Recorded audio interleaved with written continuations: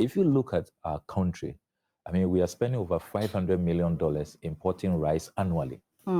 We can cut this down. Look, we can be self-sufficient in rice production.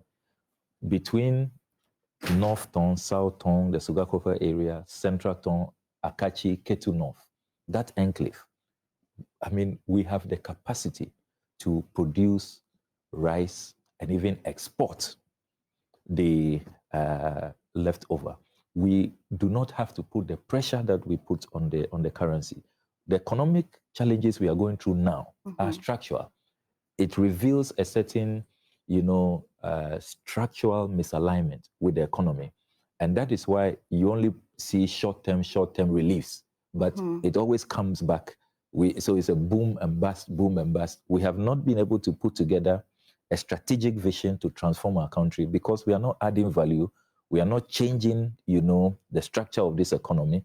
We are not empowering locals so that we can produce what we eat what we produce, and have that, muscle to be a giant in the sub-region.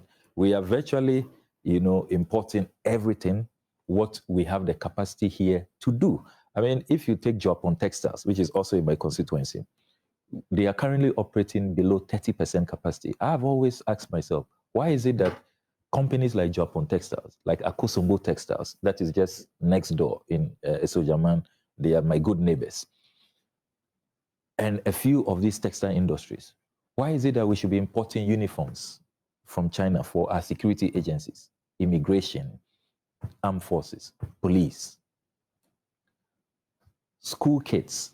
Why are we importing these uniforms? Why do you think so? When we have these local textile industries that we can give these contracts to. When I was at the Ministry of Education, we started this free shoe distribution program, the free sandals program, and we empowered and actually revived the Kumasi Shoe Factory. Okay. And they were the sole suppliers. Now Kumasi Shoe Factory is virtually collapsed again because they don't have any contracts. The boots of our security services, imagine if they have that contract. So we have that capacity. Look, if you see how even modern green farming, there are some Dutch investors in my constituency doing this greenhouse farming, and how well it is doing. I mean, this is a country that God has blessed us so much. Look, the soil in North Tongu, there's nothing that from coconut to pepper to maize to cassava to bananas, which Musa Hamad Farm is producing, just name them. Everything does well. And even cattle rearing, yeah. Because Kwame Nkrumah had the cattle ranch established in the constituency. Now you just have remnants. The IDA is taking care of the little left. So we've become like spoiled children, where after Nkrumah, we haven't really done much to, as it were, attain the commanding heights of our economy, and that's the kind of agenda some of us have, where we want to really empower our people. And so, for you, your ideal agenda or your ideal vision for this country is empowering people. Absolutely. Would you like to talk on discontinuity of government projects or government policies and how it's affected the country? What's your position on that? I mean, honestly, my position on what has clearly become a canker is that politicians who do that should be shunned. And even though in the Constitution, successive governments are enjoined to continue projects of their predecessors, it doesn't appear that there are any sanctions for governments that come and do not really comply with that.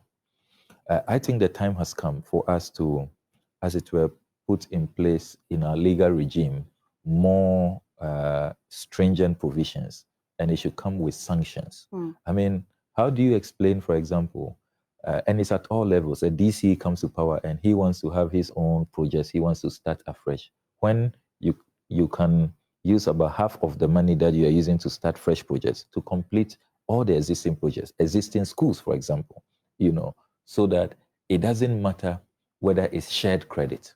You have ministers of state who come and they want to have their own footprints, their own legacy.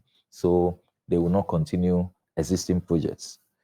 I do not know the state of the E-blocks now. I mean, the last time we asked in Parliament what's happening to them, it was clear that the 124 we started, at least 50 completed. The rest, there's really no commitment. If those E-blocks had been completed, we wouldn't have double track